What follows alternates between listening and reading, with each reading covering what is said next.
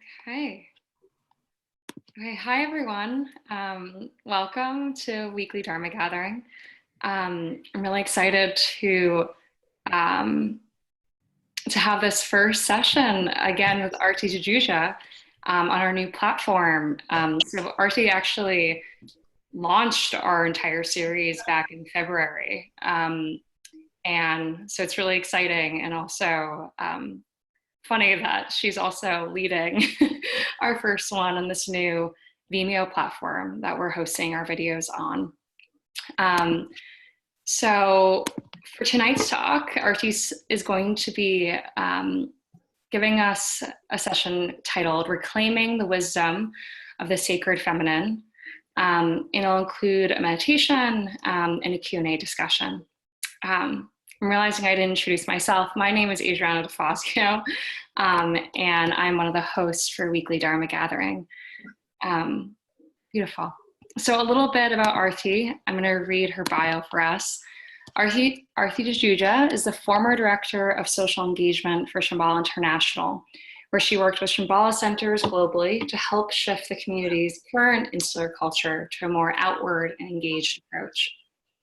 Aarti currently runs her own organization, Spiritual Activism, which offers new tools to activists who struggle with the weight of emotions they face when fighting for a more balanced world. She also works with spiritual communities and individuals with strong spiritual practices who want help stepping out and engaging the world with conscious awareness. Aarti has served in a variety of roles with a diverse array of groups. She has managed youth programs, served on the boards of nonprofits, including Restored Hope, who advocate for underserved women and children, as well as Arrow Collective, and has participated in interfaith dialogues. In 2015, Pope Francis invited her to participate in a Buddhist Catholic dialogue in Rome. She successfully co-led 2 youth summits and 3 large mindfulness conferences created collaboratively with nonprofits and interfaith groups. Aarti lives with her husband, Matt, and kitties, Steve and Moshi. So before we get started, I just want to remind everyone that tonight's session is recorded for folks to watch after this live session. So if you prefer not to be seen, please make sure to turn off your camera feature via Zoom.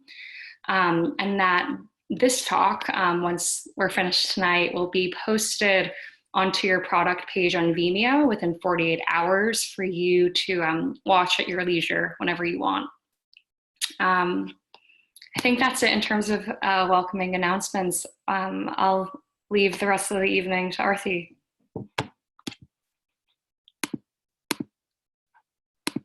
Thank you. It's always a little bit funny to hear your own bio being read back to you.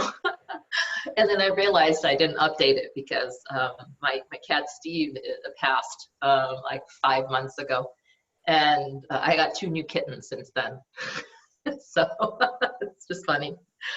And I noticed the same thing, that I kicked this thing off and now I'm kicking off the new platform. I thought, oh, that's really interesting. Is that on purpose, or is that just something that happened? Or I just thought that was funny. Anyway, welcome. I would really love to, since we're such a small group, have this session be a little bit more interactive than just me talking and then you asking a few questions at the end, or however the format could go. So I would love it if possible, if we could introduce ourselves. Would that be okay with people? So that we could be more of a little like a community. Okay. So maybe we could just say our names, our pronouns, maybe where we're coming from, our location, and why this subject inspired you. Why did your heart tell you to come today? What brought you here? So I can just model that and then we can pass it along. So my name is Aarti and I go by the pronouns she and her. And I'm in Berwyn, Illinois, which is like 15 minutes away from Chicago, from downtown Chicago, I should say. So we're very, very close to the border of Chicago. And this subject really, really inspires me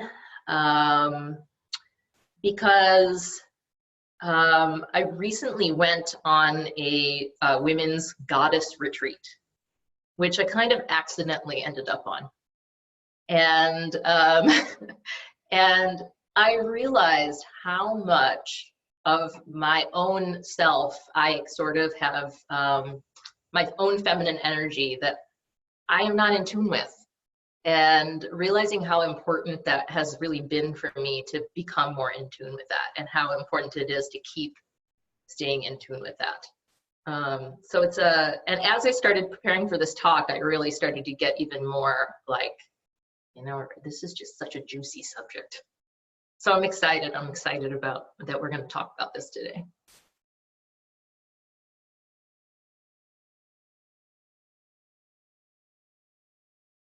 Hi, I'm Vanessa. You can call me V. My pronouns are she and they. I joined the weekly Dharma because I met Adriana last weekend at the BIPOC retreat in Rosendale, New York. Currently based in Beacon, New York. And I wasn't sure what the topic was going to be today, so I'm really just joining because I'm curious. I want to see, you know, want to discuss interesting things, and really working on building up my spiritual practice. So yeah, when I first heard of reclaiming the divine feminine, I'm definitely interested on where we're gonna go with that. You know, I feel like there's so many ways to go around that. So yeah, thank you.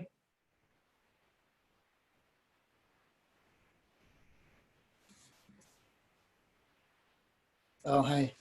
My name's Clay. My pronouns are he and him. I'm in San Francisco right now. That's where I live.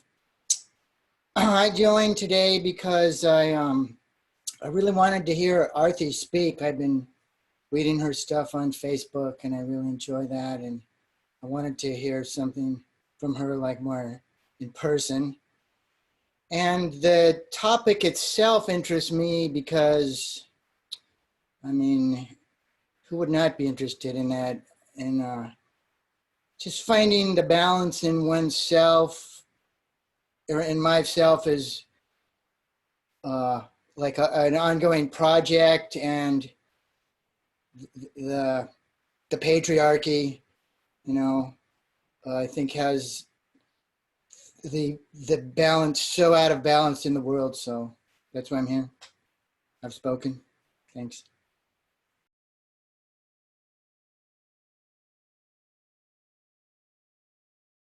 Hi, everyone, again. I'm Adriana.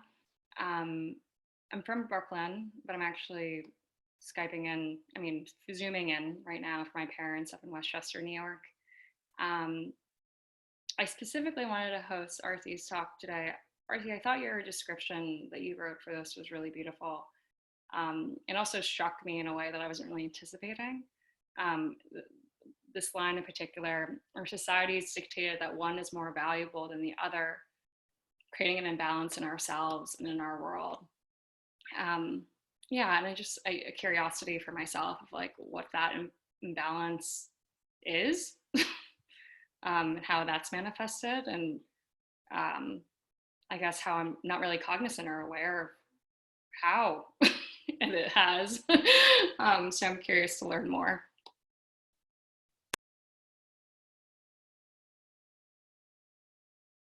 Thank you. It's great to be with all of you today.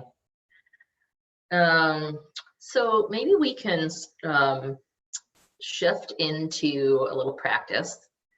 So I'm going to invite you, even during my talk, and in periods between while I'm talking, to really see if we can feel into what's coming up for us. So not just kind of at the beginning here, where we're kind of gonna feel into what is coming up for us, but throughout, as we're kind of getting into this subject, of just what is happening in my body? Becoming very curious, what is happening here in my body as we talk about this subject? What do I think about this? Because so much of the time we're thinking from here, and we're taking in information and it's all coming in here and we're processing it up here. But we have feelings that are going on down here, right? That are trying to tell us something a lot of times. But we've really been conditioned, I think, in our society to kind of pride this up here, the sort of intellect and intellectual mind. So I'm going to invite you to sort of to weave practice into this entire talk and into this entire session, rather than it just be kind of at the beginning and that's it. So let's see if we can just ground into our bodies. So we'll just sit in our chairs and just feel the chair or whatever you're sitting on kind of underneath you. Just really get a sense of grounding. And you can have your eyes open if you want to, but you can also close them if it helps you to sort of focus on body. We can just notice the external sensations and the senses that are going on right now. So maybe just listen for any sounds that are where you are.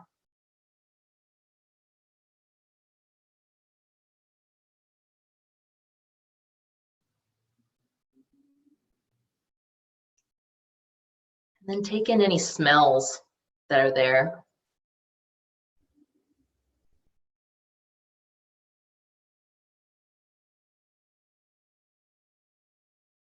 Any physical sensations that you might notice. The chair that you're sitting on. If you have a backrest, the back.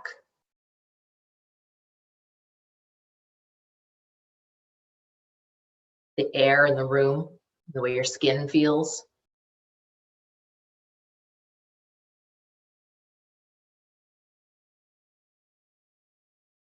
Feeling your clothing against your skin.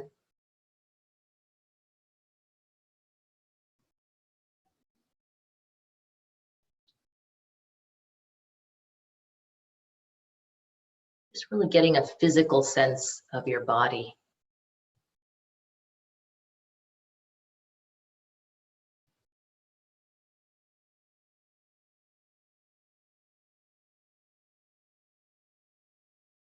And then shifting your attention inward. Noticing any sensations that are happening inside the body.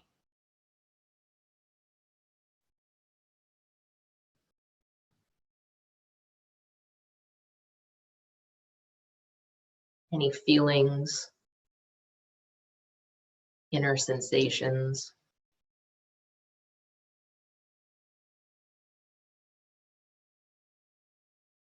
Breathing.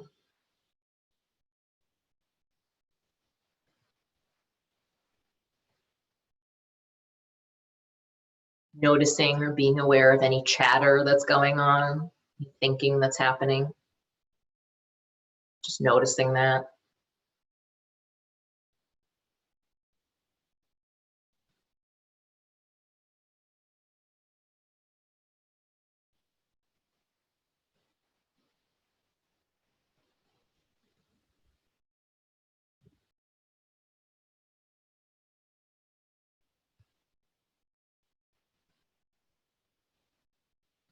Seeing if we can get a full sense of what it's like to be here in this human form. Everything we're experiencing right now here in this moment.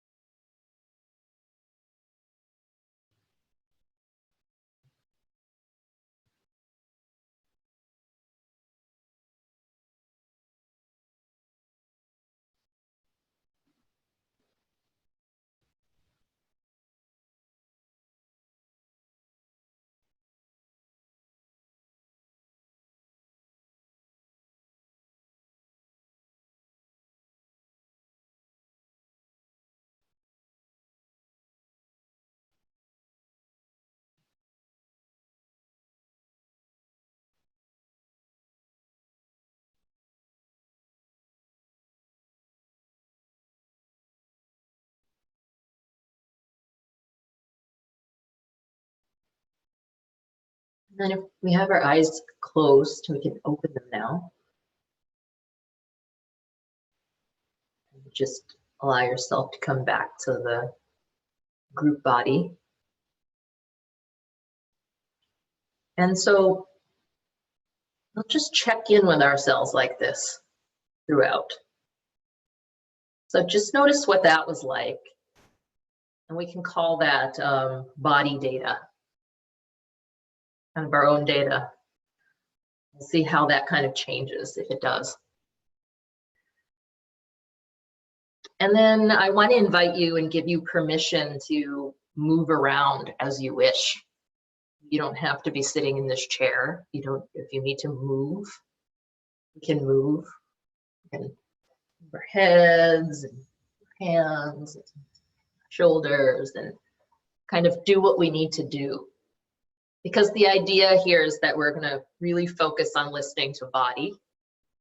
And so if our body says, well, right now, you know, sitting here is not good for me, then we're just going to listen to that wisdom. So just, I'm inviting you into that. So I'll talk for a short bit, and then we'll come back to checking in with ourselves and seeing if there's anything that came up for us, any questions that might have come up. And then I have more that I could talk about, but if we all feel like, you know, there's something we'd rather be doing, we'd rather talk about this, then we'll shift into that direction instead, and we'll sort of throw out the rest of my talk. We'll let the group kind of guide the direction we want to go in. And the idea of this is that I wanted to see how we could incorporate some feminine principle into this session. And masculine principle would tell us that we're on a timeline and we should follow a schedule, and that I should prepare a talk and I should deliver it to you. But feminine principle is saying, well, let's see what the group, what wisdom is coming out of this group, and where do we need to go with the energy. So I wanted to see if we could play with that a little bit, that idea. Any thoughts, any questions before I start talking?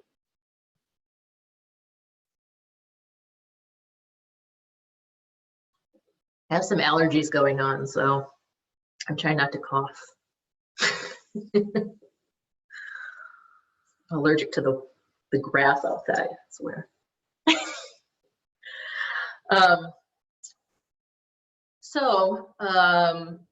Like I said, the inspiration for wanting to do this really came out of this yoga goddess retreat that I found myself in. And I won't go into the details of how I got there. I don't exactly know if I knew what I was actually getting into. But it was really twofold. It was really going through the stages. It was a women's retreat, and it was going through the stages of womanhood and really exploring each stage. And part of it was really talking about the female anatomy. But the other part of it was really talking about feminine energy and what that is. And I found myself just looking at all the people in the room and seeing that they were all women, and feeling very much, each time I went to bed at night, I was really feeling like, this is actually not just for women. This is for everyone. Like, right, so because we all have masculine energy and feminine energy. We have both of these energies in us. But in our society, our energy is our society really puts masculine energy on a pedestal, and really makes that very important. And so we may not even know or understand our own feminine energy very well because of that. And so we have to work a lot harder, almost. Not work a lot harder, those are not good words. We have to feel in a lot harder, or feel in more, or make some extra effort, I think, to really tap into that part of ourselves, possibly. And it may be more natural for others.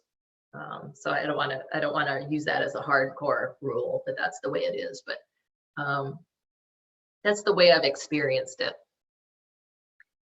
And so if we want to study the feminine in the Buddhist context or in the Dharma, we can really turn to, specifically in Tibetan Buddhism, we can really turn to the Dakini principle. And we can really turn to the principle of Yab Yum, which is, you've seen probably pictures in the Tibetan tradition of the deities in union. And the deities in union are really meant to stand for the masculine and feminine being balanced within each one of us. And so lots of those practices are really about being in balance and learning to balance. So if we wanted to study this on our own, we could really go in that direction and start studying those teachings. And they're not easy to find necessarily. They're not as obvious as you may think. And I think that has to do with the Tibetan lineages itself being more patriarchal. That the teachings exist, but they're a little bit harder to find.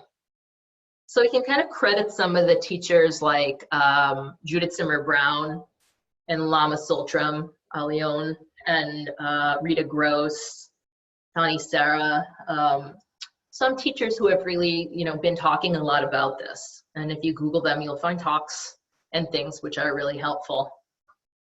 And then new teachings that are sort of starting to come about that I wouldn't necessarily call Buddhist, but things like emergent strategies, that Adrienne Marie Brown's work, and other new kinds of, I think people are starting to catch on to this feminine principle. So it's not just ancient Buddhism, but it's also, we can look to teachers now in the current moment as well. Yeah, and then we can also look to traditions outside of Buddhism who have who talk about the feminine principle. Yeah, so if we were kind of looking at this ourselves, we could go there. But what I want to do today is kind of talk a little bit about what is this? Why should we do this? Why should we even get in touch with the sacred feminine? And what is the sacred feminine? So the sacred feminine, if it's really about healing the sacred feminine in ourselves is really about healing. And that's kind of the key word. It's about healing. And it's about creating a balance. And because we don't have this in our society right now, because we're so masculine focused, we have things like toxic masculinity. So that's a word that gets tossed around now a lot in social justice circles and just in a broader sense now too, toxic masculinity. And that really, to me, when I think about toxic masculinity, is in over-identification of the masculine side, right? That where it's like we're so focused on that it becomes toxic, So we're not trying to throw out the masculine per se. It's just that we're saying that we've leaned so much on one side of ourselves that we're so out of balance that it's become a toxic situation. And so the effects of that, we see the effects of that as coming out as disease, disease within ourselves, mental suffering. We see it in the form of devaluing human beings. We see environmental imbalances going on. And we see lots of damage. And I'm sure that there's lots of things you could think of that we could bring into that. And the great thing about it is when we are able to be in balance, we actually can start giving off a balanced energy out into the world. So we're not only doing ourselves a service, but we're actually contributing to the world in some way by finding a balance in ourselves. People can feel that. People can start to sense it and feel it. And so we're kind of offering a service to other people too. That kind of energy kind of trickles out. So what is this sacred feminine? So I think it's easier to illustrate by kind of comparison contrasts of how we use masculine principle. And why it's so hard to, I think, talk about feminine principle too is that we've been so conditioned in the masculine that the feminine is hard to see sometimes, right? So it's even an exploration for me. I can't, that's why I'm like, I don't feel like the expert of this necessarily, but why it's important to be in discussion constantly, I think, about this with other people. So one of the things is intuition versus intellect. So it's kind of like that sort of gut feeling you get.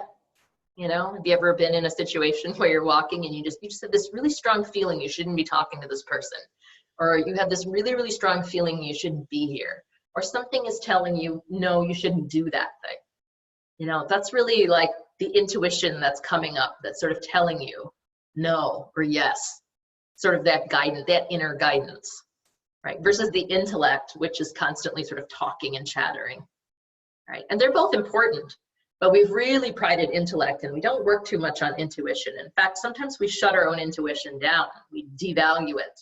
We say, well, that's silly. Be quiet. No, you just, that doesn't make any sense. No. So it's really placing back a value on intuition. The second one, sort of illustrating feminine principle, is that it's circular and collective instead of what we have now, which is mostly top down and hierarchical and very focused on the individual being.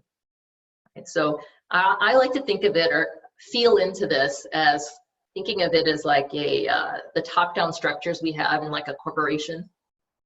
You know, we have these top down structures everywhere, not just corporations, but it's like the guy at the top or the woman at the top or whoever's at the top, and then they're in charge of the whole thing, and then these two are underneath them, and there's people underneath them, and you have the people at the bottom, you know, who don't get heard, you know.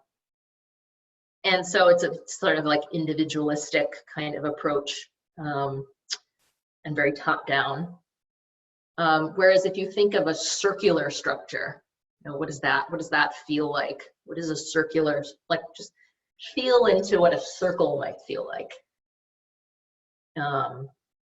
There's no edges, you know, we don't know who's most important necessarily when we're sitting in a circle. We don't know who's necessarily in charge. You know, it could be anyone. The idea of, well, we all have wisdom to share and contribute to. So it's that idea of circle.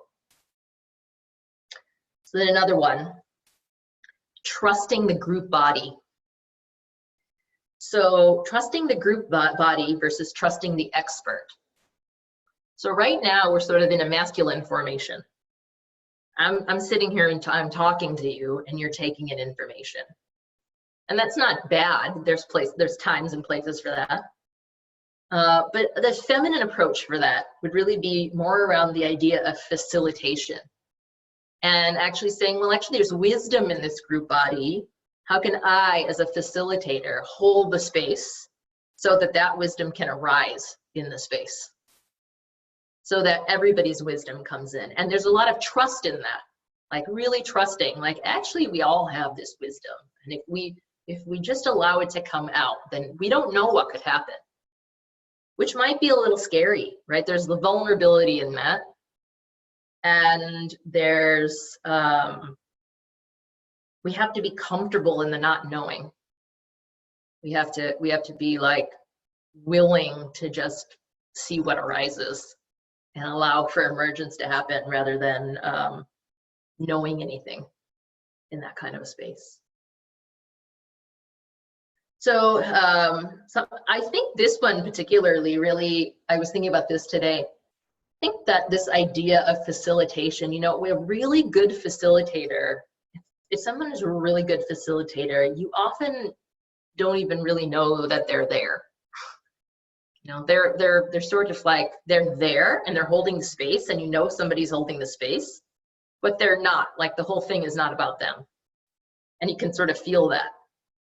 And they almost become invisible versus like, you're all paying attention to me now, right? And I'm getting a lot of visibility because you're all looking at me. And if I was facilitating right now, that might not be the case. And so I wonder sometimes if maybe feminine principle gets overlooked, because really good feminine principle is like not necessarily that visible, kind of hidden. So, yeah, this idea of facilitation. Then another one is, which is, we already kind of touched in on this, but emergence and just letting things arise in the space versus trying to control them and force them to be a certain way. Like, I want my talk to be like this, and this is what I'm delivering, and that's it. You know, and instead just allowing. And that kind of, for me, brings up this idea of time too. So there's like this, what we're doing right now is we have a time limit, right? We're ending at 8:10 or 7:10 my time, but we're starting at a beginning time and we're ending at a particular time. And usually in our lives, that's how things are. They're very scheduled. And in feminine principle, it's not the same kind of time. It's kind of like the natural order of time. So it's like things are going to kind of happen when they're going to happen. So for example, we could look like at this talk here, and at the end at 8:10, we'll know whether we're actually done or not. We may have to end anyway, even if we're not done, but we'll feel in our bodies whether we're actually done with this topic. Like, we may come to 8:10 and we may say, you know, that's enough for me. That felt really good. I might want to revisit this subject some other time, but for now, that was good. That was enough. Or we might say, you know what, that didn't feel done. I still wanted to talk about XYZ thing, it just wasn't over. And so when we're talking about time, the feminine principle doesn't have a time restriction. You know, it doesn't have a kind of beginning and end necessarily. It just is, and we can tell by feeling. And this really comes up if you've ever been part of a peace circle, a restorative justice peace circle. You know, sometimes I facilitate those sometimes, and people will be like, "Can we get it done in 2 hours?" And I'll be like, "Well, we can try," but the answer, you know, there might be a conflict, and we don't know how long each story is going to take. We don't know when we're going to actually be done. We're done. It really does come to a natural ending. You know, a solution, the group body actually says, yeah, we're done. So I think that's an idea of time is really interesting to explore. You know, what really is it? We sort of made up this man-made time. Then the idea of nurturing. Versus the idea that we're all responsible for our own self. You know, we've got to be, we've got to make sure that we're good and we can pay the bills and all that stuff. But this idea of nurturing and the community care, and that we're interconnected, and therefore we're responsible for one another in community.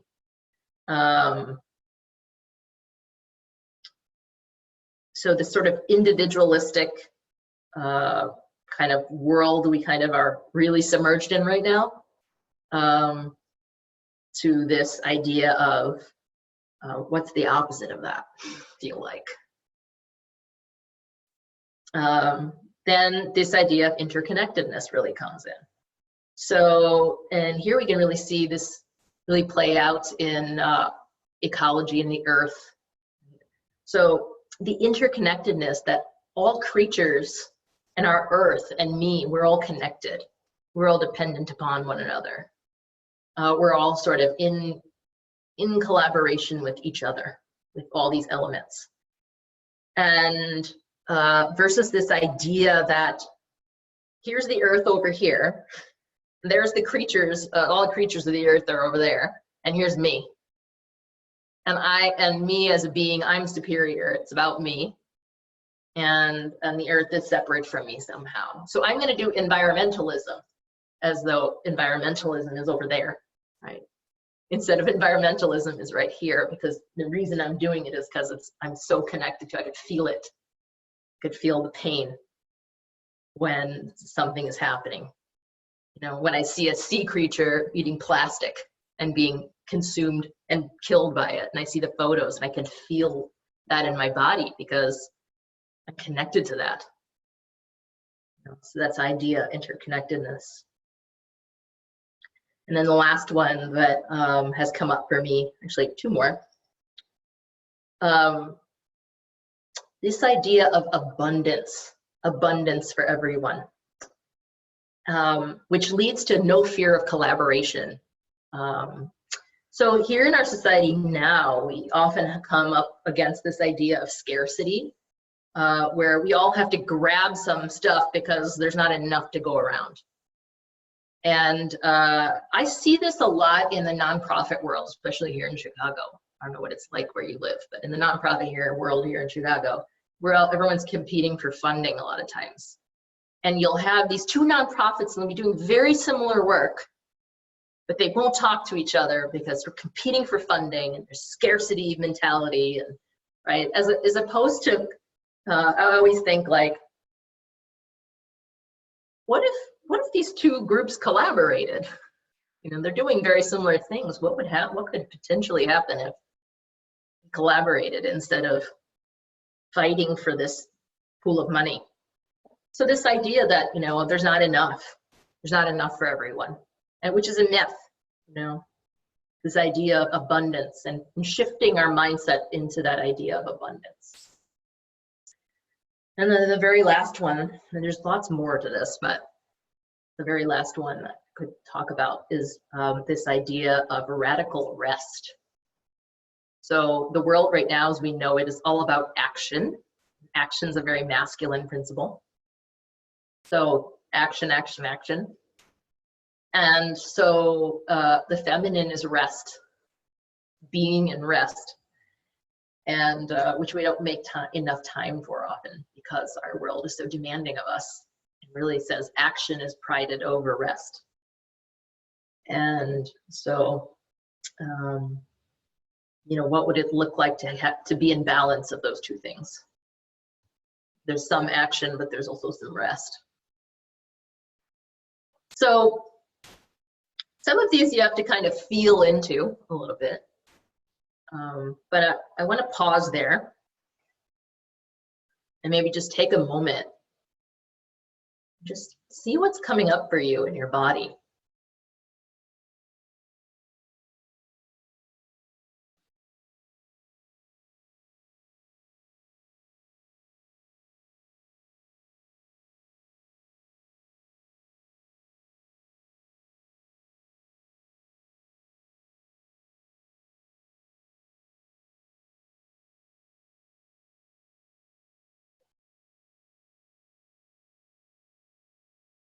And then I want to open it up a little bit and see what's on your minds. Just hearing that and feeling into that. What do you think about this idea of the sacred feminine? Did any of that make any sense?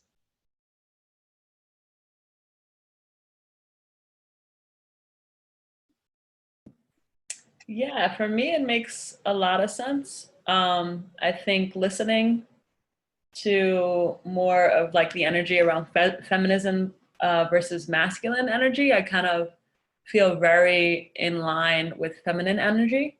I just facilitated something yesterday, and when you were just talking about being invisible and kind of allowing people's knowledge in a room to come through, that felt very successful for me. Like that was happening.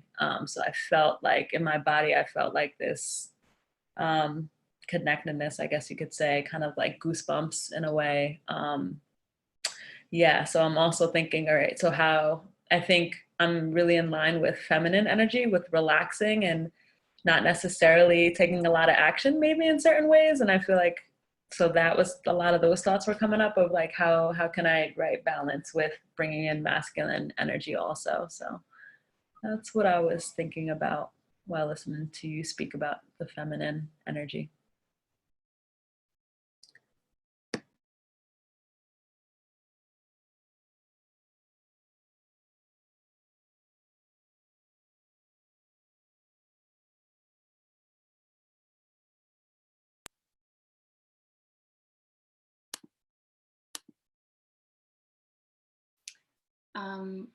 Yeah, something that came up for me was just thinking about how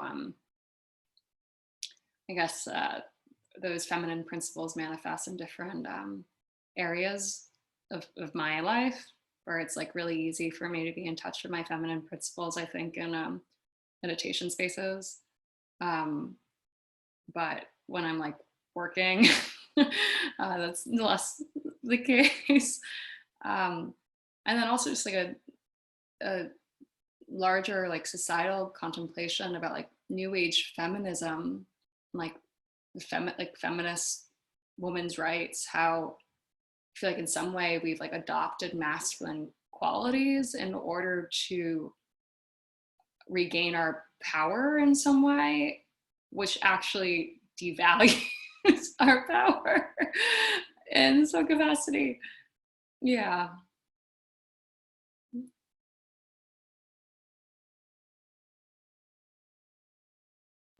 Yeah, I was thinking like, that's why I like talking about it in terms of feminine and masculine energy, because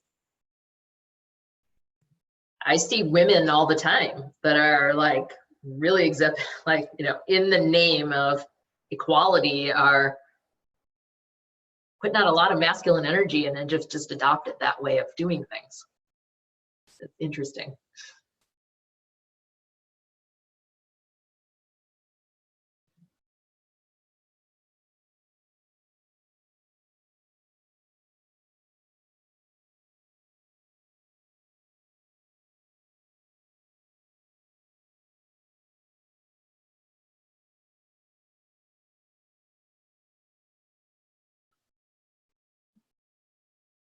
So how can we get, so it's interesting what Vanessa, you said too, is that you actually feel more in touch with your feminine and you feel like out of balance with masculine. So I think that's really important, is that, you know, we're looking at both of these things. We're not sort of, it's just that a lot of the times in our world, the masculine is really in our face. It's just right there in the institutions that we have built, I should say. The masculine is really right there. And a lot of our institutions aren't run, you know, in a sort of intuitive, circular fashion.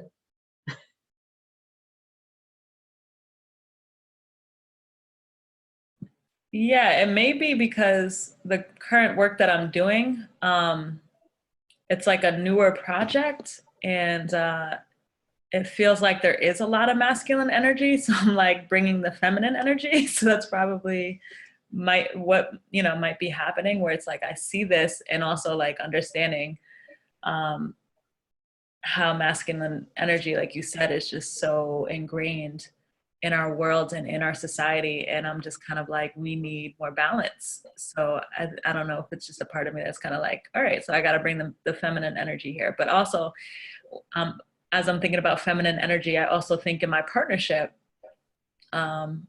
I bring a lot of the feminine energy, and my partner brings a lot of the masculine energy. So I think, I don't know, just around me, I might, feel like there's so much masculine energy that I need to like bring this feminine energy. Yeah. Yeah, I mean, I think that's a good point too. It's like, sometimes we could actually tailor our energy depending on what kind of group we're in. You know, like if there's too much feminine energy in a group, we might go, you know, we need to get some action going on here. Nothing's going to happen otherwise. Or it may be, you know, oh my God, this group is like, everybody wants to like be heard here, you know, or be in control or whatever it is. I'm just going to see if I can be over here holding the space. You know, we could probably adapt to that. So I'm curious, like when you said that, do you feel like when you're bringing that kind of feminine energy that people are drawn to that? Like how is that How are people taking that? I do. I think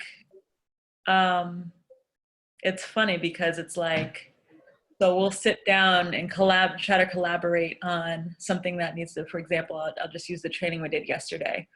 And I put an input in about, hey, we should really bring in this this philosophy. And my supervisor, who's masculine, he identifies as a Black male, like continue to kind of say, no, I think we should do this, and I'd said it a couple of times, and it's like, no, I think we should do this. And then when he sent me what he felt the flow should be, I just told him, just, hey, I think, what if we added this and this? And he was like, go ahead, just add it. And I said, all right, great. So I just like kind of created something completely different and sent it to him. And he was like, oh my God, this is so excellent. And then we did it. And he was like, wow, I didn't know anything about this. And I'm like, I definitely had this conversation with you at least 3 times, trying to engage you in this kind of philosophy. And then so when it showed up, like they were very like receptive in so many ways. And that's what it seems to be like, of like, when it's happening, it's, yes, I get the gravitation and I get like the feedback afterwards and that kind of thing. When we're leading up to it, there's definitely a resistance.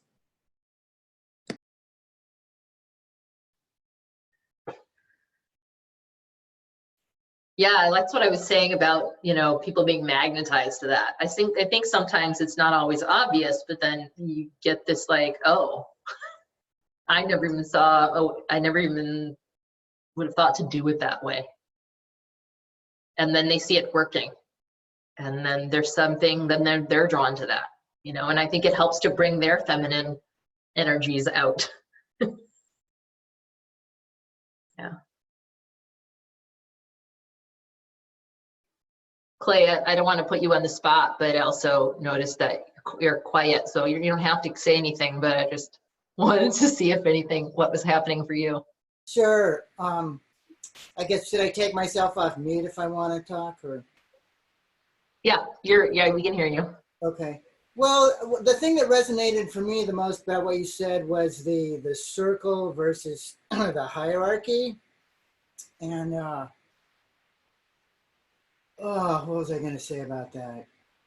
I mean, we're so hierarchical in the world, I think. And it reminded me of the language of power over and power with. Like the hierarchy literally has somebody at the top that's over the layers, and the circle's kind of like with. But when you described that, I kind of had an insight for me, about the balance of it. Like sometimes the circle's like the way to go, but not always. And sometimes the hierarchy is the way to go, but not always. So I guess I feel like, for me, it's like we have so much less circle than we need. I'm always like circle, circle, circle, circle. But hearing you describe it, I can see the balance is the way to go. It's not just one or the other. And I didn't really get that till you were describing it just there.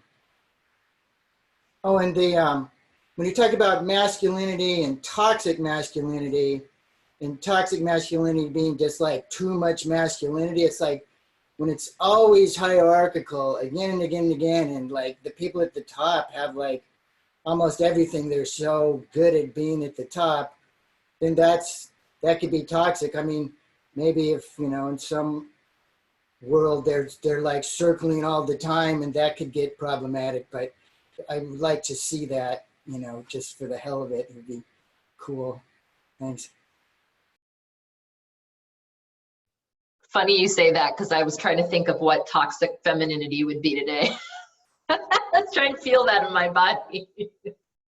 And, and then I was like, yes. And I read, in some of my reading, I was like, one of the teachers said, we can't really worry about that in our world too much because we're so imbalanced right now. We've got so much toxicity on one end that's causing so much that we just need like a whole influx of feminine energy. It's like, You know, I could see that it could become toxic. It could become very passive, I think. It could become very passive and then nothing happens. There's no movement. That's kind of what I kind of feel when I think of toxic femininity, but I don't see that happening right now. So it could happen in some certain spaces. I've been in spaces where like there really isn't any movement, but then maybe you want to bring in a little masculine energy to the mix. Yeah. So the other piece of this is what I was thinking was, how do we then bring out more of the feminine into our world? You know?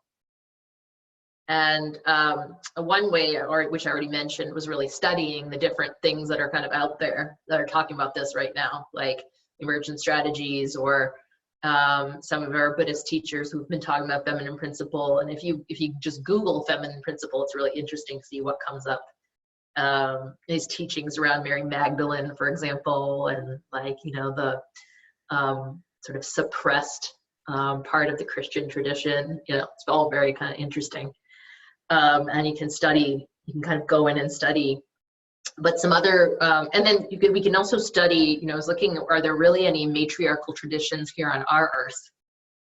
And there's like a lot of stuff that says that the anthropologists are saying there never really was a matriarchal or true matriarchal tradition. But then I read about the, I hope I'm not butchering this, Minangkabau of Indonesia, which is really sounds like a matriarchal tradition. And it's sort of interesting to kind of read more about that and see how they've set up their society. So just feeling into that, I think, is interesting. And then some other ways, I like that this whole idea, I've been doing a lot of this, is dreaming. You know, what does it actually feel like? And what can we dream about? What would that look like if we had a lot more circles, or we had a lot more of this intuition and all these feminine? What if we were in balance? What does a balanced world even feel like? So if we haven't had one in years and years and years, and we've never lived in one, what would that feel like? And so I like the idea of just being able to dream other worlds. And then bringing in more nurturing, I think, is something we can all do. You know, what is that? How do we bring people together in community to cook and eat and be together in just these ways that don't have like agendas? Celebrating holidays and milestones and things like that. And then I think the other really big aspect is uncovering it from within. Like, we actually have the knowledge here, which Vanessa, you were really talking about that anyway. But, you know, I think these practices that we have, like mindfulness, somatics, body-centered wisdom, that we've been talking about we're doing a little bit here.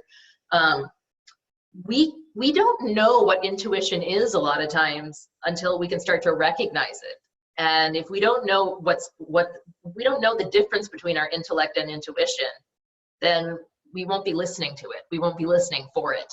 You know, we have to be aware that something is arising in us in order to move in that direction. So I think these practices really offer us a chance to really get to know that part of us. So there's practice. So uncovering it from within feels really important. And then another kind of underneath uncovering from within is really spending time with nature and like feeling, what does interconnectedness really mean? And not intellectualizing it so much, but really feeling it.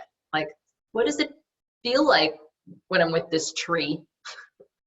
What does it feel like when I'm looking at this bird? You know, who is this bird? Who is this? Who are these other beings around us? And becoming very curious of the seen and the unseen, and the magic that sort of surrounds us that often we kind of take for granted. So being in nature, I think, is a big way. And then not forcing things to happen all the time. So I know we live in a world of timelines, but sometimes maybe we can just play with time a little bit. And I think it might be fun to try not being so goal oriented, or saying, you know, actually we want this in our lives, and we're just going to allow time to take us there. We're going to allow things to kind of arise on their own and see what happens, what emerges in this space, rather than trying to make it happen. You know? So just intentionally doing that in some aspects of our life. Noticing when scarcity mind is coming up. I mean, that's a big thing for me. I noticed it. I've noticed I'm being very competitive right now. Like, what is that about? Like, why do I think, you know, there's not enough to go around here? Like, what is that about? So shifting that and really focusing, moving scarcity into, well, how can I collaborate with this person instead of feeling like I need to compete with them all the time? You know, maybe there's another way. Do I need to compete with them all the time?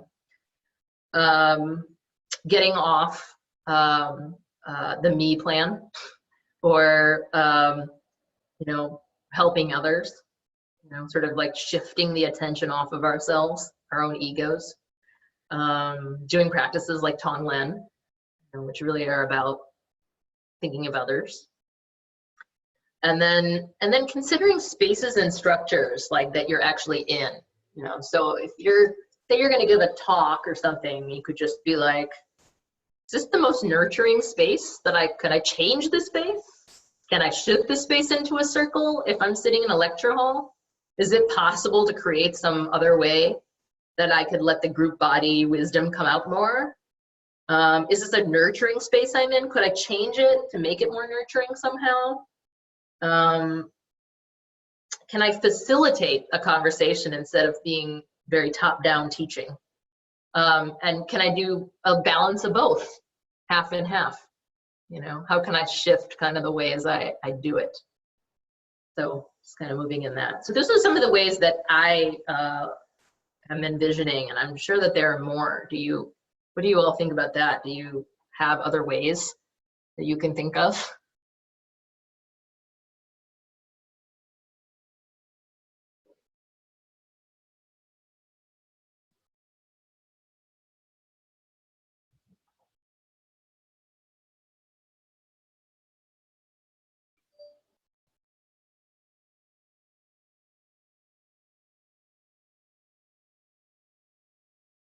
Or do you have any thoughts on any of those ways?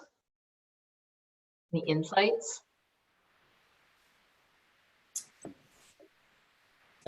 I think those are good ways. I don't have like another way. I was thinking about the thing about timeline driven stuff, and the word deadline. I mean, it's got dead right in there. I mean, it's like, what is up with that? We're always meeting deadlines and stressing. It's like, really, would it matter if we finished it a day later, or a week later, or we did it and then we just got rid of it? I mean, that's, I'm like, really? Are you paying attention to these timelines? We never adhere to them. We always run over. We always say we'll do it faster, and then half the time we don't even use it. I'm talking about like what goes on in my work. So I just want to make that comment about the time.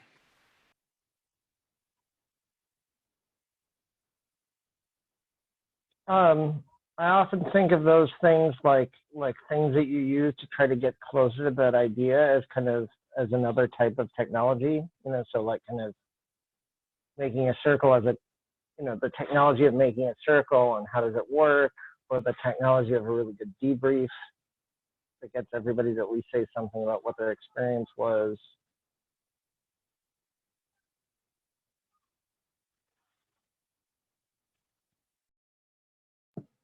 Hi, Chris. I didn't know you were there.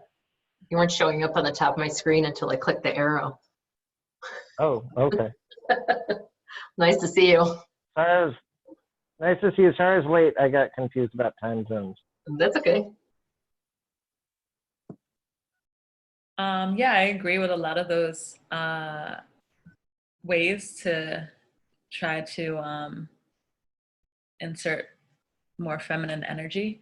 One of the things that comes up for me when thinking of that, of like facilitating a, you know, like a circle, and how could we, you know, change the space to be more nurturing. And the one thing that comes up, because my partner also facilitates a lot, and I know that they came into a place where they were trying to insert kind of more feminine energy, and there was so much like drawback, like why are we in a circle? Because they're very with an organization that's very, you know, hierarchical, and so it makes me feel like, oh yeah, like developing the relationship so that they're, you know, more trusting. And like also, would it make sense to kind of talk a little bit more about why we're going to get in a circle? So those things are currently kind of going around in my head.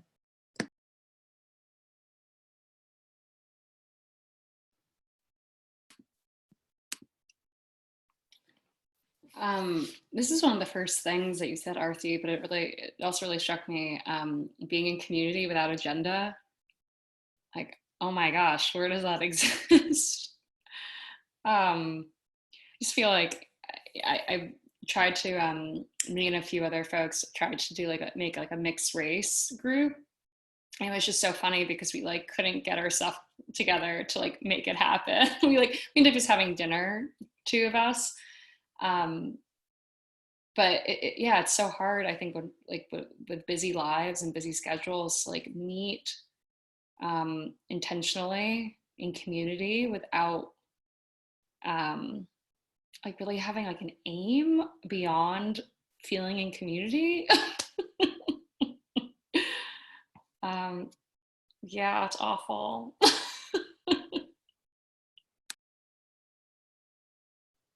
So just that, you know, that whole busy lives, busy schedules thing, that's like what I mean by the masculine has taken over so much that we can't even find the space for anything else, you know? So I feel like when we're talking about this, we're actually talking about something very radical. You know, like when we talk about engagement and activism, what we're talking about, like this idea of being in community with no agenda, like that's like literally inserting feminine principle back into society, so in some way. Like, because no one does that. We don't do that. And yet, you know, if it happens, it feels really refreshing. You know, I had somebody over to my house for dinner last night, and it was because we were meeting about something. So we had an agenda, but it was so funny because we decided to have dinner, and like, we totally just didn't get to the agenda stuff until like it was really late because we really just wanted to hang out, you know, with no agenda.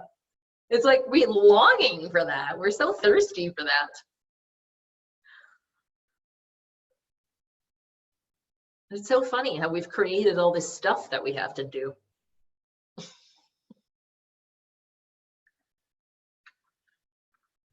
Yeah, that I'm wondering, you know, if the radical act is actually, you know, not doing that.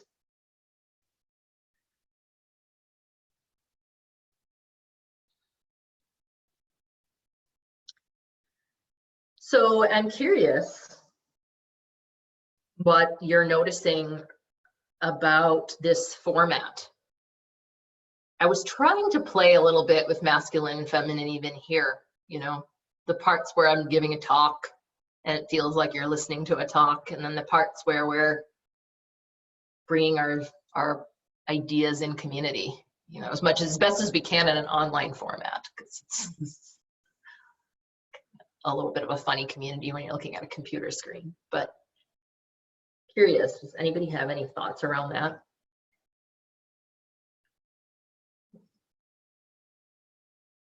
Or feelings about that?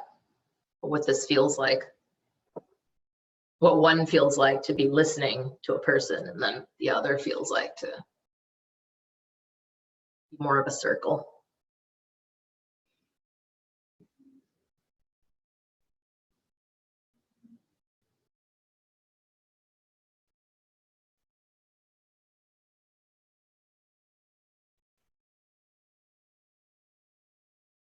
It's cool if you don't.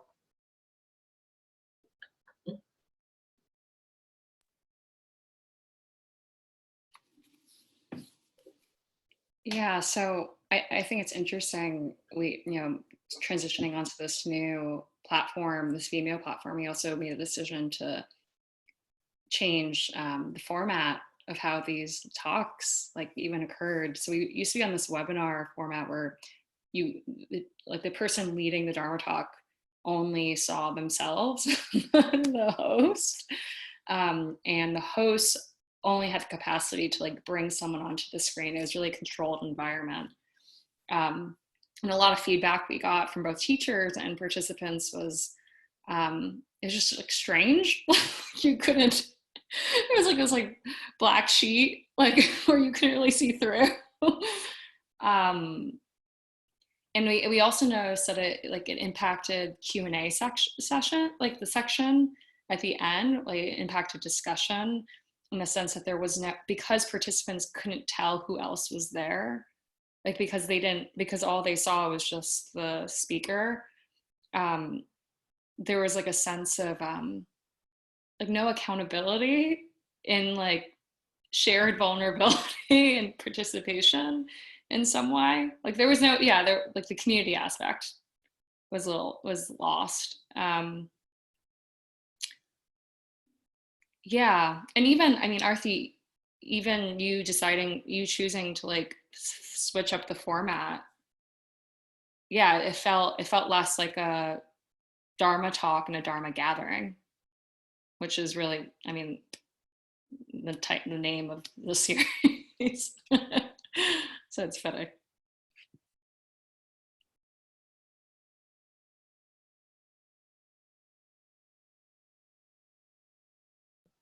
Yeah, and some of it was just, I didn't know what would happen, but I was curious as to what would arise if we just did it this way, instead of leaving a Q&A at the end and seeing, you know, what could happen if we just dispersed it. So yeah, I was one of those people that was like, this is so weird to be talking into a screen and have no idea who I'm looking at. So I much prefer this. It's really nice to be with all of you for this hour and just spend some time talking about this subject. And this is a really, really big subject. I mean, we could probably have a talk on each one of these points and we could get really into each one of these points and go much, much further. So we're just scratching the surface with talking about this. So I hope you will be willing to explore this in yourselves and in the world, because I feel like this is just so needed. So the sense of balance, not just for the world, but even for ourselves, you know, finding this balance here can really enrich our lives. So I leave you with that. Maybe just for a couple of minutes, we can go back into the feeling body a little bit. Just notice what's here.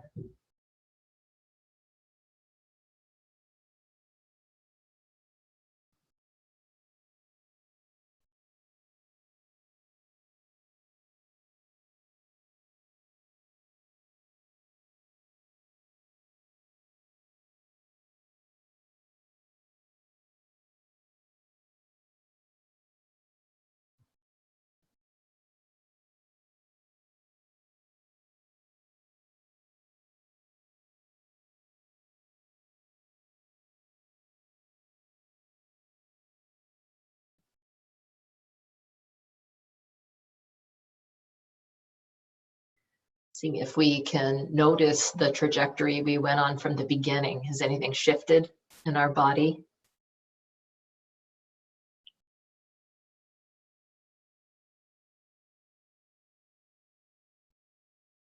Is it the same?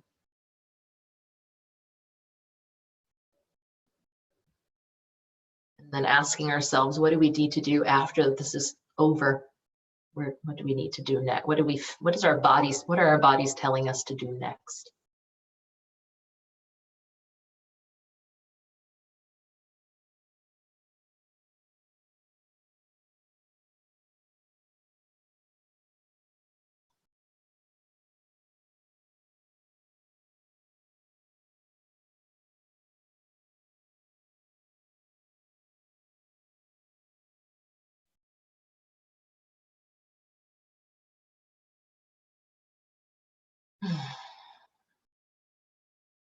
Thank you so much. Thank you for being here today and being part of this conversation.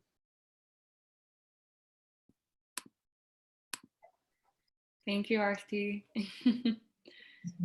Thank you, everyone who joined live this evening as well. It's really awesome and exciting to see all of you via Zoom in this way. It's so cool that we're all over the country and connecting in this capacity too. So some closing announcements. Like I said at the very beginning, this talk will be available for your access to watch at any time. It'll be posted on Vimeo 48 hours following this talk. And then next week, on July 31st, Lama Rod Owens will be joining us for a talk titled The Dharma of Resiliency, which should be a really great talk.